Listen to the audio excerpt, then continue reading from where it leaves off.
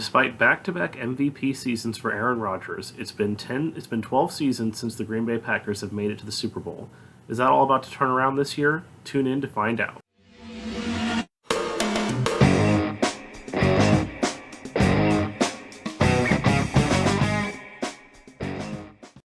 What is going on, everyone? It is Connor, the co-host with the most, back with another Clutch Crew Sports 2022 NFL team preview, this time looking at the Green Bay Packers.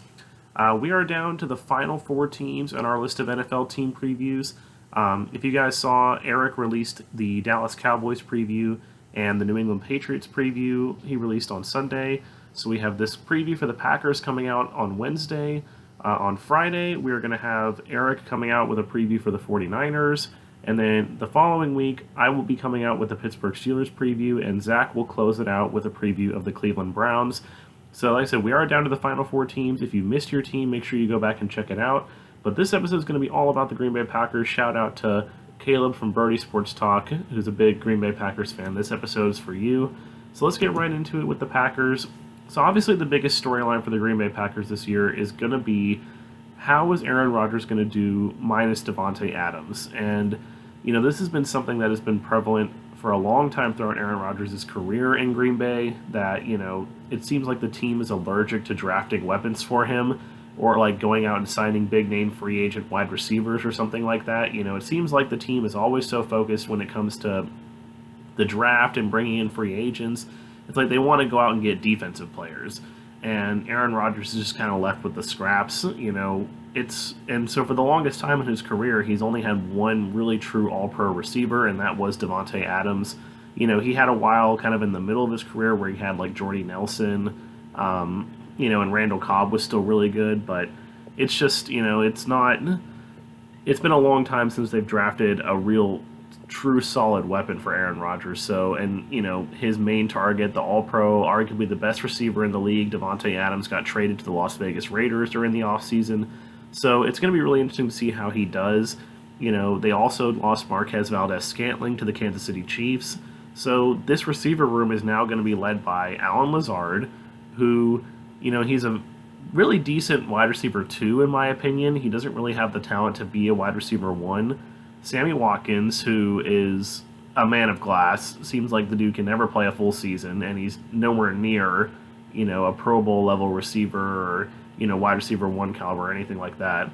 An old, veteran, somewhat washed up Randall Cobb, and the rookie that they drafted, Christian Watson, who was definitely on the lower end of receivers. You know, there was like something like 6 wide receivers taken in the first round, and the Packers were not a team that took one of those receivers. So, you know, Christian Watson, he's not going to be like a Chris Olave or a Jameson Williams, even though Jameson Williams is hurt. But, you know, a Chris Olave, a Jameson Williams, you know, one of those guys that's going to step in, a Drake London, someone who's going to step in and start right away. Christian Watson's not going to be that guy. He's going to be a project for them.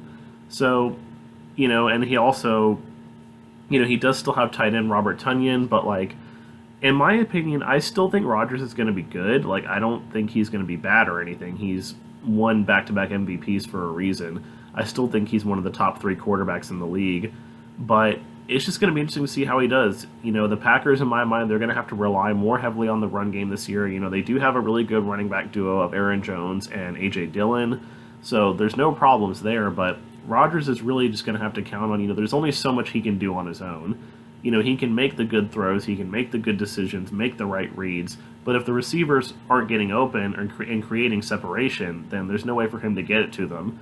And Adams is one of the best in the league at doing that. Adams is also a really tall, very strong, physically gifted receiver, so Rodgers could just kind of throw it up to him, and Adams could go and get it. So it's going to be interesting to see how he does. Like I said, I still think that he'll do really good. I don't think he's going to have another MVP-like season or anything like that, but I still think he'll be solid and he can lead the Packers at least to another NFC North crown. So that being said, you know, the defense is really what's been leading the way for this team. You know, the defense last year was definitely much improved. You know, that was kind of one thing that the Packers were lacking for a long time, was a good defense. You know, Rodgers and the offense would put up all these points and, you know, keep them in these games and get these fourth quarter comebacks, and then the defense would go and blow it. So the Packers for sure right now are at the peak of their powers when it comes to defense. They should be getting cornerback Jair Alexander back from injury. He's one of the best cornerbacks in the league. They did lose Zadarius Smith in the offseason, but they still have a very deadly pass rushing duo of Preston Smith and Rashawn Gary. Rashawn Gary's really come into his own over the past couple of seasons. He's getting up into that level of becoming one of the elite pass rushers in the league. And, I mentioned that the Packers have been in love with drafting defensive players. Well, that was their first 2 picks this year as well.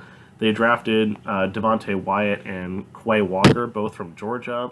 So it's definitely going to be interesting to see how they fit into this new defense. I don't think either of them is going to... Well, I don't think Wyatt will start right away. I do think Quay Walker is going to start right away. So that will definitely be interesting to see how he does. But, the defense is really going to be the make it or break it for this team. It's like, okay, you've invested so much money into this defense. You've invested so much time into this defense that, it's going to be a bad look if they get down towards the end of the season into the playoffs and find out that the defense is what costed them after, getting rid of Davante Adams and handicapping Aaron Rodgers even further. It's the defense that lets you down. That would be a really bad look. So I'm expecting more good things out of this defense. They definitely have the potential to be a top 10 defense in the league again, potentially top 5 if Jair Alexander and everyone else stays healthy. It's definitely a unit that gets kind of overlooked given how bad the Packers defense had been in recent years. But I definitely think the defense is going to be the deciding factor in what can carry them further this season. So the final storyline for the Packers is really going to be about Jordan Love and, where does Jordan Love go from here? Because they drafted him a few years ago to be Aaron Rodgers' replacement, and, Rodgers was, of course, not very happy about that, kind of like what happened in Pittsburgh when the Steelers drafted Mason Rudolph to be Roethlisberger's replacement, and Roethlisberger wasn't happy. These veteran quarterbacks, when they feel like they still have time and gas left in the tank, they don't like it when you draft their successor, especially the fact that they drafted Jordan Love in the first round when, they could have drafted a wide receiver or something like that to help Aaron Rodgers. They drafted a quarterback. So... And it doesn't look like that Jordan Love's going to be getting his opportunity anytime soon in Green Bay. There was the possibility that everyone thought that he would. Everyone thought that Rodgers was going to leave the Packers either sometime last season or at the end of last season. They thought he might retire. They thought he might go to the Denver Broncos. They thought he might go to the Raiders. They thought he might, retire and go host Jeopardy. There was a lot of things going around, but at the end of the day, they extended Aaron Rodgers, and he's going to be around for the long haul. So where does this leave Jordan Love? And unfortunately for Jordan Love, he really hasn't had that much time to really get in a game and, prove that he's a good starting quarterback. He just hasn't had the playing time. And it is possible in my mind that he could, have some really, hidden talent in there that we're just not seeing because he has been playing under Aaron Rodgers for the past few seasons, and Aaron Rodgers has been a 2-time MVP in that time. So he's playing underneath one of the best quarterbacks in the league. You have to, you think that you'd maybe pick up something during that time, but you never know. He could just be, because that's kind of like what Aaron Rodgers was doing. Aaron Rodgers was already a highly touted prospect when he came into the league, but he got a few seasons playing underneath Brett Favre, and I think that really led him to become the quarterback that he is today. He got those few seasons to play under Brett Favre, and then when he stepped into that starting role, he never looked back.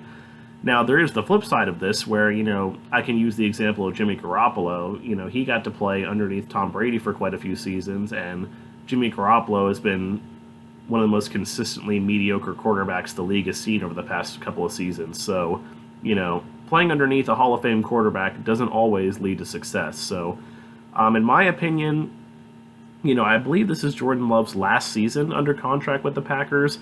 I'm assuming they're probably going to decline his 5th-year option, and I'm not sure what's going to happen with him. I think he'll probably go somewhere and, he'll probably go to one of these teams that needs a quarterback and is thinking about drafting a quarterback, and is probably going to end up in a quarterback battle somewhere. Okay, we're going to bring in Jordan Love, and we're going to draft, say, I'm not going to say Bryce Young or C.J. Stroud because those guys are going to start right away, but let's say someone who drafts Will Levis, for example. Okay, we're going to draft Will Levis kind of later in the first round, and then we're also going to bring in Jordan Love to be kind of the guy to, a quarterback battle to see who can win. I don't think he's going to go anywhere else to, no one who needs a starting quarterback is going to go out and get him to be their starting quarterback. They're going to go out and get him to be a depth piece, potentially win a quarterback battle, And, it's not going to surprise me if he's gone from the Packers here after this season, just because, they extended Aaron Rodgers. So it seems like Jordan Love's time, the Jordan Love experiment in Green Bay is coming to an end, and for all intents and purposes was a failure. So looking at the Green Bay Packers schedule here, they do get matched up against the NFC East this year, so that's definitely favorable matchups. They also get matched up against the AFC East, which means they have a game against the Jets and a home game against the Patriots, 2 games that I think are very winnable. Like I said, they get matched up against the NFC East, so they have games against the Commanders and the Giants, which are very winnable. And of course, they have their own division. The Bears are a dumpster fire of a rebuild right now, so that should be 2 easy wins. Aaron Rodgers has owned the Bears in his career anyway. They also, of course, have the 2 games against the Lions, which I do think the Lions will be better, but I don't see any way that the Packers lose to the Lions this year. Their only real tough matchups for the most part are, they have to play Tampa Bay, given that they won the North last year. They have to play all the division winners, so they have to play Tampa Bay, and they have to play the Rams and the Bills. Those are the 3 toughest matchups on their schedule for me. If I had to pick a key game for them, I guess I would probably say that game against the Cowboys in Week 10. Just because, by that point, we're going to really kind of know how Aaron Rodgers is doing and how, is he going to be able to lead this team further without Davante Adams. I think that's going to be the real telltale point. Okay, where are they at? Are they front running the North and have pretty much a lock to make the playoffs at this point, or are they struggling and potentially, they might still be winning the North, but are they, not doing as well as everyone thought they were going to? So their over-under is set at 11 wins this year. Their over-under was set at 10.5 last season. They went 13-4, so they went well over it. So they're expecting, a couple less wins for them this year. In my opinion, I think the Packers are going to go over, just because I don't see, they have the games against the Bucs and the Bills on the road. But other than that, they don't have any really super difficult road games on their schedule. They have to go at Philadelphia and at Miami, but those could both easily be wins depending on how those teams shake out. The Eagles and the Dolphins are obviously a lot better this year, but they're kind of unknowns. They're teams that everyone's really expecting to do better, but we don't really know if they're going to do better. So, and the Packers are just, they're really talented, so I think they could overcome those. But the rest of their tough games, like the Cowboys, the Titans, the Rams, they get all those games at home. So I could easily see the Packers going over 11 wins. I could see them potentially getting back to that 13-4. I'll say that they drop a game to the Bucs and they drop a game to the Bills, and of course they're going to drop other games here and there as well. But I could easily see them getting back to that 13-4 and winning the NFC North and potentially competing for the number 1 seed in the NFC. It's really going to be between them, the Bucs, and the Rams. So those games that they have against Tampa Bay and LA are going to be really crucial when it comes to seeding, because those 3 teams most likely, the NFC is very top heavy, as they're the top teams. There's those 3 teams, and then there's the teams below them. So it's going to be, those are real crucial games for them for sure. So thank you guys so much for watching. Make sure you let me know down in the comments below if you agree with my take on the Packers, disagree with my take on the Packers. Do you think they're going to struggle this year? Do you think that they're going to do better? They could potentially get more than 13 wins. Make sure you let me know in the comments. I love to see comments. If you enjoyed the video, hit that like button, hit that subscribe button. It really helps us out. And of course, like I said, make sure you stay tuned for the final 3 NFL team previews that are going to be following this one. And, hopefully Caleb from Brody Sports Talk, you enjoyed this video. I know this is your team, so hopefully I did your team justice. I think they're going to do pretty well, so hopefully you enjoyed it. And until then, I will see you guys next time.